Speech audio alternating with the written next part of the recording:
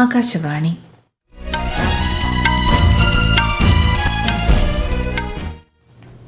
നമസ്കാരം. വാർത്തകൾ വായിക്കുന്നത് ലക്ഷ്മി ശ്രീവിജയ.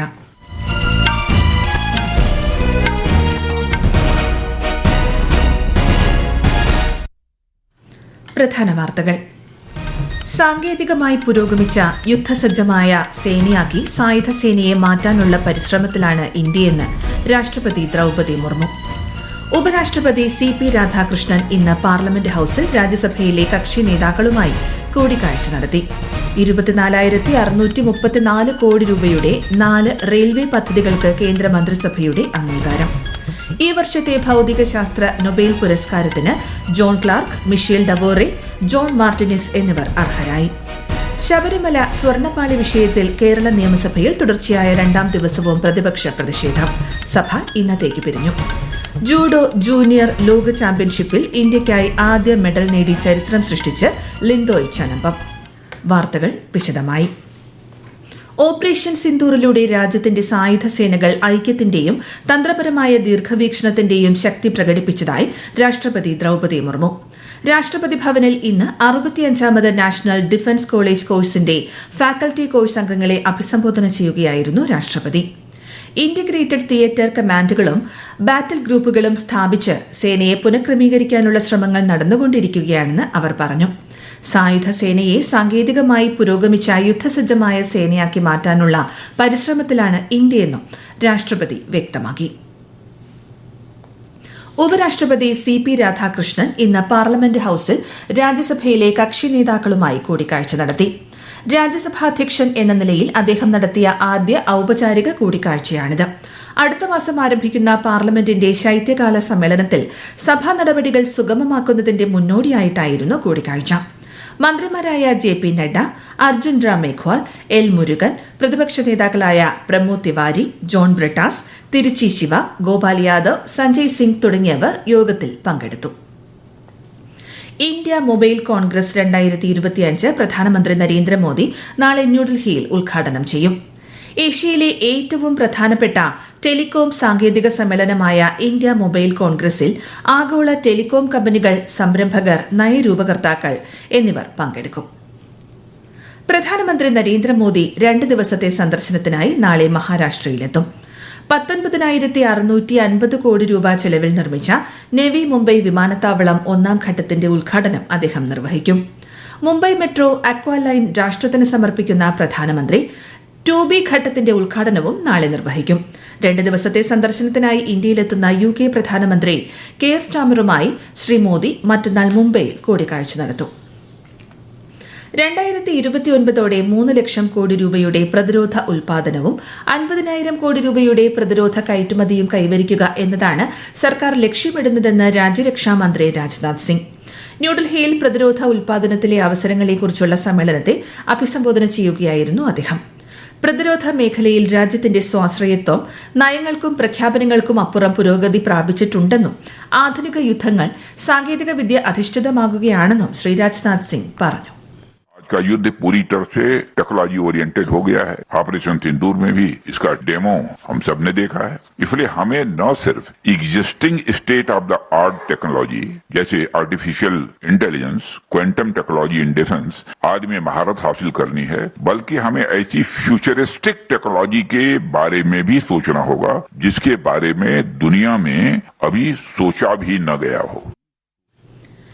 24,634 കോടി രൂപയുടെ 4 റെയിൽവേ പദ്ധതികൾക്ക് കേന്ദ്ര മന്ത്രിസഭ സാമ്പത്തിക കാര്യ സമിതി അംഗീകാരം നൽകി. 1,619 കിലോമീറ്റർ ദൈർഘ്യമുള്ള പദ്ധതികൾക്കാണ് അംഗീകാരം നൽകിയിരിക്കുന്നതെന്ന് ന്യൂഡൽഹിയിൽ ഇന്ന് മന്ത്രിസഭാ യോഗത്തിന് ശേഷം മാധ്യമങ്ങളെ അഭിസംബോധന ചെയ്തുകൊണ്ട് കേന്ദ്രമന്ത്രി അശ്വിനി വൈഷ്ണവ് പറഞ്ഞു. 85 ലക്ഷത്തിലധികം ജനസംഖ്യയുള്ള ഏകദേശം 3,633 ഗ്രാമങ്ങളിലേക്കുള്ള കണക്ടിവിറ്റി വർദ്ധിപ്പിക്കുന്നതാണ് പദ്ധതിയെന്ന് അദ്ദേഹം വ്യക്തമാക്കി. ഗ്ലോബൽ ഫിൻടെക് ഫെസ്റ്റിന് മുംബൈയിൽ തുടക്കമായി.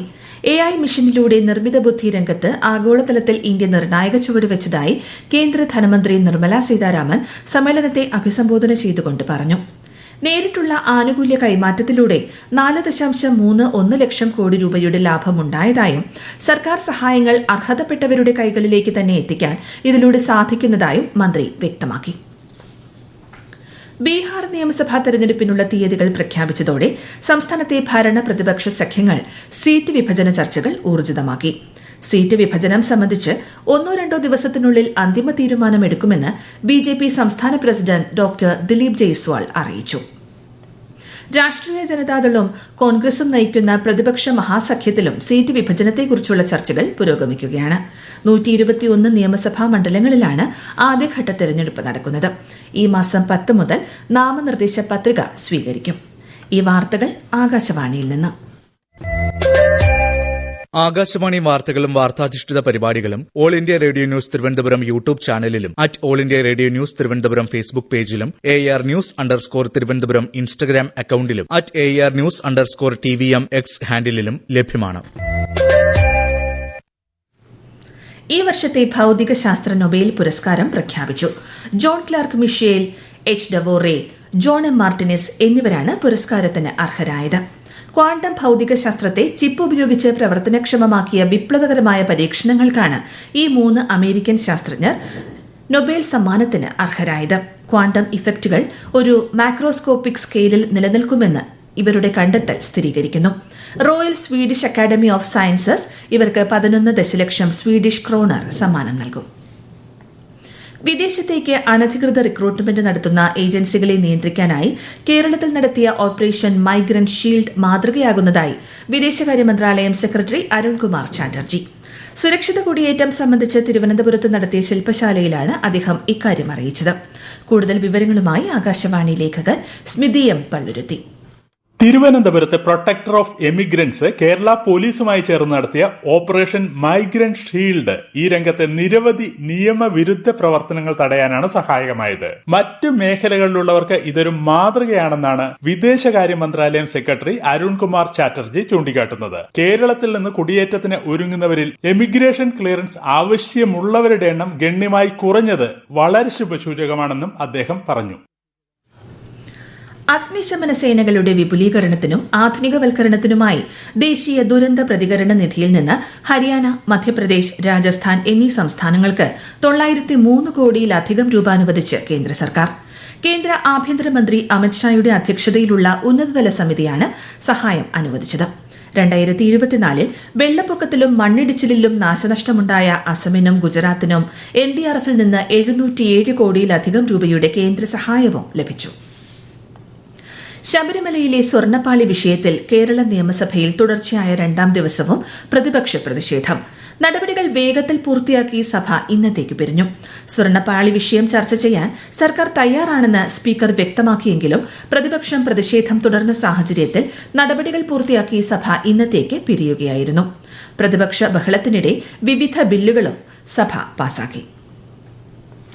തമിഴ്നാട് കാഞ്ചീപുരത്ത് പ്രവർത്തിക്കുന്ന ശ്രീശൻ ഫാർമസ്യൂട്ടിക്കൽസ് എന്ന സ്ഥാപനത്തിന്റെ ലൈസൻസ് ക്യാൻസൽ ചെയ്യുന്നതിനുള്ള നടപടികൾ തമിഴ്നാട് ഡ്രഗ്സ് കൺട്രോളർ എടുത്ത സാഹചര്യത്തിൽ ഈ കമ്പനിയുടെ എല്ലാ മരുന്നുകളുടെയും വിതരണം കേരളത്തിൽ നിർത്തിവച്ചതായി മന്ത്രി വീണ ജോർജ്. ഗുജറാത്തിലെ റെഡ് നെക്സ് ഫാർമസ്യൂട്ടിക്കൽസ് നിർമ്മിച്ച റെസ്പി ഫ്രഷ് എന്ന മരുന്നിന്റെ വിതരണവും സംസ്ഥാനത്ത് അടിയന്തരമായി നിർത്തിവയ്പ്പിച്ചു. ഈ മരുന്ന് വിൽപ്പന നടത്തുന്നവർക്കെതിരെ കർശന നടപടി സ്വീകരിക്കും. മരുന്ന് കൈവശമുള്ളവർ ഇത് ഉപയോഗിക്കരുതെന്നും മന്ത്രി അഭ്യർത്ഥിച്ചു. ദാദാസാഹേബ് ഫാൽക്കെ പുരസ്കാര ജേതാവായ നടൻ മോഹൻലാലിനെ ആദരിച്ച് ഇന്ത്യൻ കരസേന. ന്യൂഡൽഹിയിൽ നടന്ന ചടങ്ങിൽ കരസേനാ മേധാവി ജനറൽ ഉപേന്ദ്ര ദ്വിവേദിയാണ് ടെറിട്ടോറിയൽ ആർമി ലഫ്റ്റനന്റ് കേണൽ കൂടിയായ ശ്രീ മോഹൻലാലിനെ ആദരിച്ചത്. സമൂഹത്തിനും സേനയ്ക്കും നൽകിയ സംഭാവനകൾ പരിഗണിച്ചാണ് ആദരം. ജൂഡോ ജൂനിയർ ലോക ചാമ്പ്യൻഷിപ്പിൽ ഇന്ത്യയ്ക്കായി ആദ്യ മെഡൽ നേടി ചരിത്രം സൃഷ്ടിച്ച് ലിൻതോയ് ചെനമ്പം. പെറുവിലെ ലിമയിൽ ഇന്ന് നടന്ന വനിതകളുടെ 63 കിലോഗ്രാം വിഭാഗത്തിൽ നെതർലൻഡ്സ് താരത്തെ പരാജയപ്പെടുത്തിയാണ് 19-കാരിയായ ചെനമ്പം വെങ്കല മെഡൽ നേടിയത്. പ്രധാന വാർത്തകൾ വീണ്ടും. സാങ്കേതികമായി പുരോഗമിച്ച യുദ്ധസജ്ജമായ സേനയാക്കി സായുധ സേനയെ മാറ്റാനുള്ള ശ്രമത്തിലാണ് ഇന്ത്യയെന്ന് രാഷ്ട്രപതി ദ്രൌപദി മുർമു. ഉപരാഷ്ട്രപതി CP രാധാകൃഷ്ണൻ ഇന്ന് പാർലമെന്റ് ഹൌസിൽ രാജ്യസഭയിലെ കക്ഷി നേതാക്കളുമായി കൂടിക്കാഴ്ച നടത്തി. 24,634 കോടി രൂപയുടെ 4 റെയിൽവേ പദ്ധതികൾക്ക് കേന്ദ്ര മന്ത്രിസഭയുടെ അംഗീകാരം. ഈ വർഷത്തെ ഭൌതികശാസ്ത്ര നൊബേൽ പുരസ്കാരത്തിന് John Clarke, Michel Devoret, John Martinis എന്നിവർ അർഹരായി. ശബരിമല സ്വർണ്ണപ്പാളി വിഷയത്തിൽ കേരള നിയമസഭയിൽ തുടർച്ചയായ 2ാം ദിവസവും പ്രതിപക്ഷ പ്രതിഷേധം. സഭ ഇന്നത്തേക്ക് പിരിഞ്ഞു. ജൂഡോ ജൂനിയർ ലോക ചാമ്പ്യൻഷിപ്പിൽ ഇന്ത്യയ്ക്കായി ആദ്യ മെഡൽ നേടി ചരിത്രം സൃഷ്ടിച്ച് ലിൻഡോയ് ചനമ്പം. വാർത്തകൾ കഴിഞ്ഞു. അടുത്ത വാർത്താ പ്രക്ഷേപണം രാത്രി 8:35.